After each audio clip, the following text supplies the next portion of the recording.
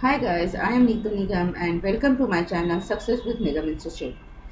आज मैं आपके लिए लेकर आई हूँ इंडियन थिंकर श्री अरविंदो घोष, भारतीय विचारक श्री अरविंदो घोष सॉरी से related to the points and इसके एमसीक्यू आज हम देखेंगे।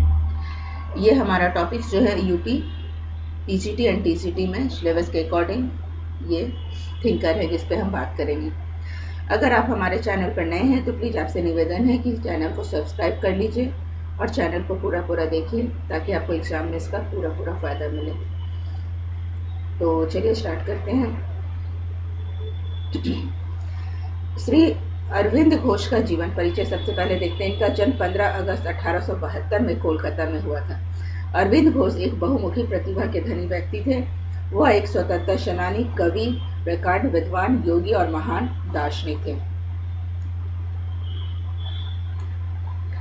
इन्होंने अपना जीवन भारत को आजादी दिलाने और पृथ्वी पर जीवन के विकास की दिशा में समर्पित कर दिया। अरविंद के पिता का नाम कैंडी घोष और माता का नाम श्यामलता था। इन्होंने युवावस्था में स्वतंत्रता संग्राम में क्रांति के रूप में भाग लिया, किंतु बाद में यह एक योगी बन गए और इन्होंने पांडिचेरी में एक आश्रम स्थापित किया। वेद, उपनिषद ग्रंथों आदि पर टीका लिखी, योग साधना पर मौलिक ग्रंथ लिखे। उनका पूरे विश्व में दर्शन शास्त्र पर बहुत प्रभाव रहा है और इनकी साधना पद्धति के अनुयायी बहुत से देशों में पाए जाते हैं। यह ऑर्डिनो घोष इन हिंदी कवि भी थे और गुरु भी। इनकी पत्नी का नाम मृणालिनी देवी था, जिनसे इनका विवाह वर्ष 1901 में हुआ था। इनका निधन 5 दिसंबर 1950 को पांडिचेरी में हुआ था। अरविंद घोष की निम्न पुस्तकें हैं। यहाँ पर हम निम्न पुस्तकों के नाम ले रहे हैं: the life divine, essay on Gita, Savitri, the future poetry और काव्य कृति Savitri, yoga Samanvaya, Divya Jivan, future poetry of the mother है। भारतीय संस्कृति के बारे में महर्षि अरविंद ने फाउंडेशन ऑफ इंडियन कल्चर और डिफेंस ऑफ इंडियन कल्चर नामक प्रसिद्ध पुस्तकें लिखी थी। चलिए आगे हम देख लेते हैं। अब एमसीक्यू हम देख लेते हैं इनके। पहला क्वेश्चन है, महर्षि अरविंद घोष ने स्वतंत्र राष्ट्र में नागरिकों के लिए 3 प्रकार के अधिकार मिलने चाहिए। तीनों में कौन सा शामिल नहीं? इन्होंने जो 3 प्रकार बताया था उसमें कौन सा शामिल नहीं है? स्वतंत्र प्रेस और अभिव्यक्ति का विचार, स्वतंत्र सार्वजनिक सभा करने का विचार, संप्रभु शक्ति का अधिकार और संगठन निर्मित करने का अधिकार। करेक्ट आंसर है ऑप्शन सी, संप्रभु शक्ति का अधिकार। इस बारे में इन्होंने नहीं बताया है। नंबर 2, अरविंद घोष ने सन 1890 में केवल 18 वर्ष की आयु में ही ICS की परीक्षा उत्तीर्ण कर ली थी, परंतु चयनित नहीं हो सके क्योंकि घुड़सवारी की परीक्षा में असफल रहे थे, तैरना नहीं आता था, वे भारतीय नहीं थे, उपरोक्त में से कोई नहीं। करेक्ट आंसर है वो घुड़सवारी की परीक्षा को असफल रहे थे। व्याख्या इसका हम देख लेंगे। इन्होंने केवल 18 वर्ष की आयु में ही ICS की परीक्षा उत्तीर्ण कर ली थी। इसके साथ ही इन्होंने अंग्रेजी, जर्मन, फ्रेंच, ग्रीक और इटालियन भाषाओं में भी निपुणता प्राप्त की थी। देशभक्ति से प्रेरित इस युवा ने जानबूझकर घुड़सवारी की परीक्षा देने से इनकार कर दिया और राष्ट्र सेवा करने की ठान ली।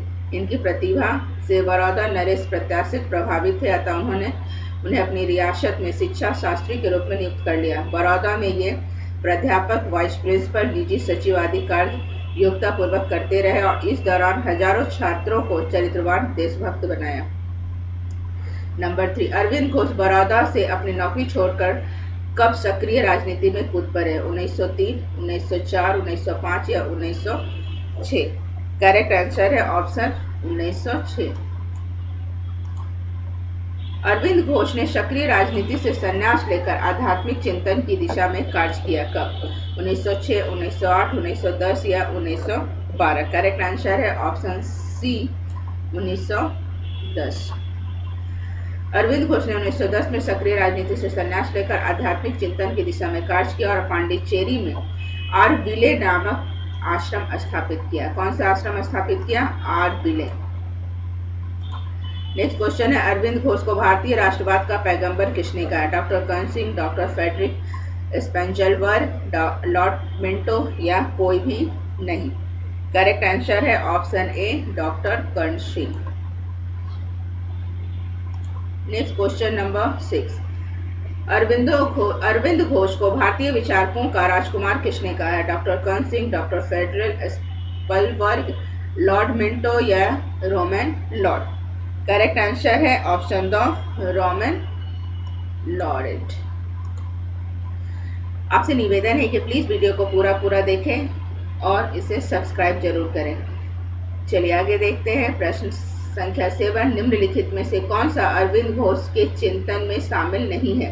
शांतिपूर्ण प्रतिरोध, नव मानवतावाद, आध्यात्मिक राष्ट्रवाद, विश्व एकता का विचार? करेक्ट आंसर है ऑप्शन बी, नव मानवतावाद। अरविंद घोष अपने जीवन के तीसरे चरण में आमूल परिवर्तन हो गए और आध्यात्मिक मानवतावाद को अपनाया, नव मानवतावाद को नहीं अपनाया था उन्होंने। क्वेश्चन नंबर 8, श्री अरविंद घोष प्रभावित हुए बंकिम चंद्र चटर्जी के आनंद मठ और कृष्ण चरित्र से, हिंगल के विचारों से, बक्र के विचारों से या उपरोक्त सभी? करेक्ट आंसर है ऑप्शन दो, उपरोक्त सभी। Next question number Arvind Ghosh से संबंधित है। जीवन का प्रथम चरण उग्र राष्ट्रवादी, जीवन का द्वितीय चरण स्वदेशी और बहिष्कार, जीवन का तृतीय चरण आमूल परिवर्तन, आध्यात्मिक मानवतावाद और उपरोक्त सभी? करेक्ट आंसर है ऑप्शन दो, उपरोक्त सभी। अरविंद घोष ने जीवन के पहले चरण में उग्र राष्ट्रवादी विचारधारा का समर्थन किया और जीवन के दूसरे चरण में स्वदेशी और बहिष्कार का समर्थन किया और तीसरे चरण में, जीवन के तीसरे चरण में आमूल परिवर्तनीय हो गए, आध्यात्मिक मानवतावाद को अपनाया। पांडिचेरी का संत किसको माना जाता है? महात्मा गांधी को, जयप्रकाश नारायण को, अरविंद घोष को या विनोबा भावे को? करेक्ट आंसर है ऑप्शन सी, अरविंद घोष को। इन्होंने युवावस्था में स्वतंत्रता संग्राम में क्रांतिकारी रूप में भाग लिया, किंतु बाद में यह एक योगी बन गया और उन्होंने पांडिचेरी में आरविले नामक आश्रम स्थापित किया। अरविंद घोष निष्क्रिय प्रतिरोध के कई साधनों का उल्लेख करते हैं, जिनमें शामिल नहीं है ब्रिटिश शासन का बहिष्कार, शिक्षण संस्थाओं का बहिष्कार, सैद्धांतिक का विरोध या न्यायालय का विरोध? करेक्ट आंसर है ऑप्शन सी, सैद्धांतिक का विरोध। किसने कहा है कि भारत अरविंदों के माध्यम से संचार को अपना संदेश देगा? रविन्द्रनाथ टैगोर, बंकिम चंद्र चटर्जी, रोमा रोला या इनमें से कोई भी नहीं? करेक्ट आंसर है ऑप्शन ए, रविन्द्रनाथ टैगोर।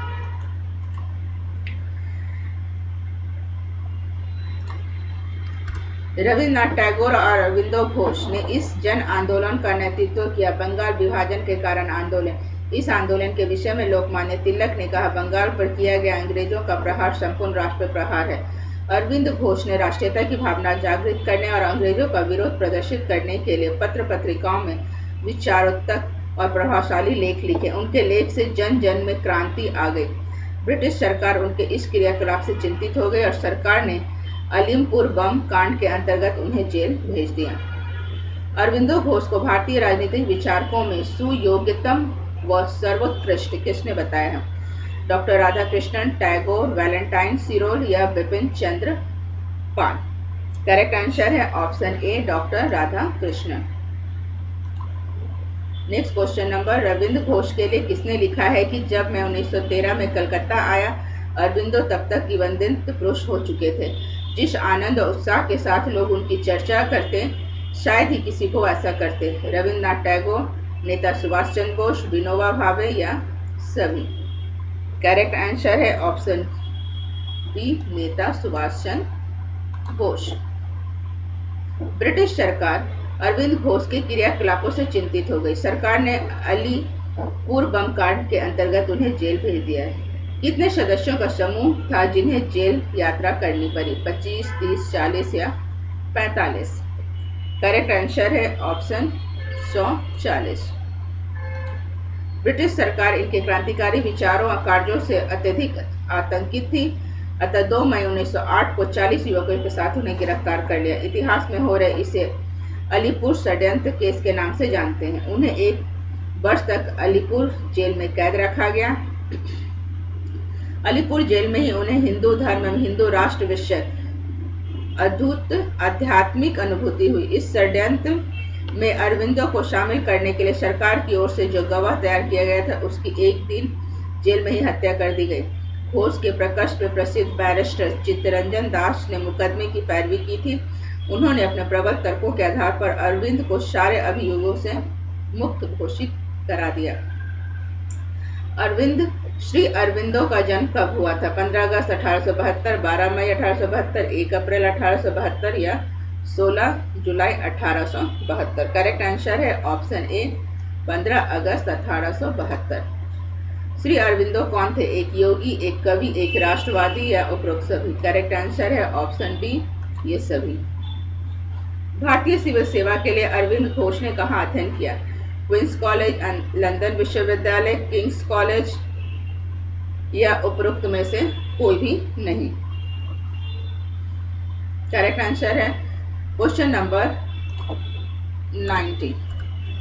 श्री अरविंदो का मध्य नाम क्या था? विलियम्स, एक्यूट, यूसुफ या राज नारायण? करेक्ट आंसर है ऑप्शन बी। जेल से बाहर आने के बाद श्री अरविंदो द्वारा शुरू किए गए 2 प्रकाशनों के नाम क्या थे? क्रम योगिन और धर्म, कर्म और धर्म, जीवन और धर्म, चक्र और मुक्ति। करेक्ट आंसर है ऑप्शन बी, कर्म और धर्म। नेक्स्ट 21। निम्नलिखित में से कौन सी साहित्यिक पुस्तक श्री अरविंदो द्वारा लिखी गई है? सावित्री, द लाइफ डिवाइन या उपरोक्त दोनों या उपरोक्त में से कोई भी नहीं? करेक्ट आंसर है ऑप्शन सी, उपरोक्त दोनों। श्री अरविंदो ने कहाँ योगाभ्यास किया और आध्यात्मिकता के पंथ का अध्ययन किया? कलकत्ता, पांडिचेरी, दिल्ली या मद्रास? करेक्ट आंसर है ऑप्शन बी, पांडिचेरी। अरविंदो की मृत्यु कब हुई थी? 4 जनवरी 1950, 5 दिसंबर 1950, 7 जून 1950 या 1 जनवरी 1950? करेक्ट आंसर है ऑप्शन बी, 5 दिसंबर 1950। 1926 में उनके अनुयायियों द्वारा स्थापित संस्थान का नाम क्या था? शांति निकेतन, श्री अरविंदो आश्रम, गांधी आश्रम, घोष आश्रम? करेक्ट आंसर है ऑप्शन बी, अरविंदो आश्रम। किसने कहा कि स्वराज की प्राप्ति ईश्वर में विश्वास के द्वारा ही संभव है? अरविंद घोष, जयप्रकाश नारायण, M.N. राय, आचार्य नरेंद्र देव? करेक्ट आंसर है ऑप्शन ए, अरविंद घोष। व्याख्यान। अरविंद घोष इंडियन नेशनल कांग्रेस के प्रथम ऐसे नेता हैं जिन्होंने भारत का राजनीतिक लक्ष्य स्वतंत्रता को बनाया था। स्वतंत्रता की इस धारणा को अरविंद घोष ने स्वदेशी स्वराज भी कहा। अरविंद घोष ने अपनी किस पुस्तक में विश्व संघ की अवधारणा को प्रस्तुत किया है? Savitri, the ideal of human utility, the human cycle? इनमें से कोई भी नहीं। करेक्ट आंसर है option B, the ideal of human utility. Arvind Ghosh के अनुसार स्वतंत्रता के रूपों में निम्नलिखित में से उसे कौन सा शामिल नहीं है? राष्ट्रीय आंदोलन, आंतरिक आंदोलन, संपत्ति स्वतंत्रता, राष्ट्रीय स्वतंत्रता, आंतरिक स्वतंत्रता, संपत्ति स्वतंत्रता या व्यक्तित्व स्वतंत्रता? करेक्ट आंसर है ऑप्शन सी, संपत्ति स्वतंत्रता। अरविंद घोष मुख्यतः किस लिए विख्यात हैं? राजनीतिक विचारधारा, क्रांतिकारी कार्यकलाप, लाइफ डिवाइन या माता के साथ संबंध? करेक्ट आंसर है लाइफ डिवाइन। अरविंद घोष को सबसे खतरनाक व्यक्ति के रूप में वर्णित किसने किया है? वैलेंटाइन सिरोल, लॉर्ड मिंटो, तिलक या सरदेव वल्लभ भाई पटेल? करेक्ट आंसर हो जाता है इसका ऑप्शन बी, लॉर्ड मिंटो। उग्र राष्ट्रवादी और धार्मिक राष्ट्रवादी विचारों के कारण लॉर्ड मिंटो ने सर्वाधिक खतरनाक व्यक्ति के रूप में अरविंद घोष का वर्णन किया है। वैलेंटाइन सिरोल ने बाल गंगाधर तिलक को भारतीय अशांति का जनक कहा। अरविंद घोष को हमारे युग पैगंबर किसने कहा? Valentine Chirol, Lord Minto, doctor Frederic Spiegelberg या रोमा लोला? करेक्ट आंसर है ऑप्शन सी, डॉक्टर फेडरिक स्पेंजर। अरविंद घोष को एशिया तथा यूरोप की प्रतिभा का शमनबे कहकर पुकारा है किसने? Valentine Chirol, Lord Minto, doctor Frederic Spiegelberg या रोमा रोला ने?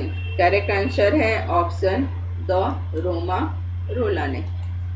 Next question number 32। Arvind Ghosh ने भारतीय चिंतन को अनुपम देन है।